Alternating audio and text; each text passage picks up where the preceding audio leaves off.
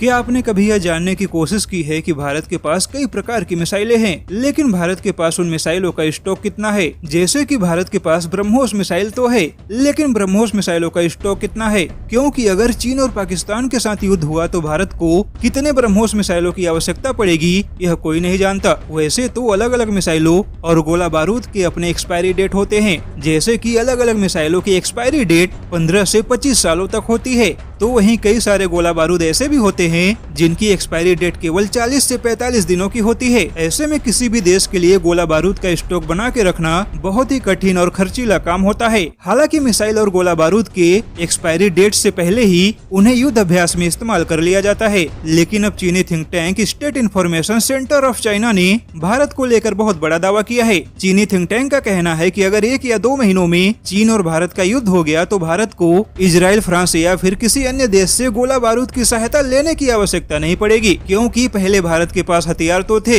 लेकिन उनका स्टॉक नहीं था। हालांकि 2018 में भारत ने अपनी ब्रह्मोस मिसाइलों के स्टॉक से जुड़ी जानकारी देने से मना कर दिया था, लेकिन चीनी थिंक टैंक का अनुमान है कि भारत ने 2016 के बाद से अपने मिसाइलों के उत्पादन की क्षमता को बढ़ा दिया था और चीनी अनुमान के मुताबिक इस समय भारत के पास 14,000 से ज्यादा ब्रह्मोस मिसाइलों का खजाना है, जिस वजह से भारत 2 मोर्चों पर युद्ध की तैयारियों का दावा करता है। वहीं पुराने रॉकेट के एक्सपायर हो जाने के बाद भारत ने 80,000 से ज्यादा छोटे बड़े रॉकेट का उत्पादन किया और इसी आंकड़ों से अंदाजा लगाया जा सकता है कि अगर युद्ध हुआ तो भारत के रॉकेट और मिसाइल चीन और पाकिस्तान की हवा निकाल देंगे। वैसे तो यह आंकड़े भारत की क्षमता का केवल एक छोटा सा नमूना है और इन्हीं आंकड़ों को लेकर चीनी थिंक टैंक ने चेतावनी दी है कि भारत की बढ़ती फायर पावर क्षमता चीन के संप्रभुता के लिए घातक बन सकती है। हालांकि चीनी थिंक टैंक का कहना है कि अगर 2 मोर्चों पर लंबा युद्ध हुआ तो भारत मुश्किल में आ सकता है। तब ऐसे में भारत को अपने सहयोगी देशों से गोला बारूद की सहायता लेनी पड़ेगी, लेकिन कहीं न कहीं चीनी थिंक टैंक ने इस बात को स्वीकार कर लिया है कि अगर भारत का युद्ध केवल चीन के साथ होता है तो भारत को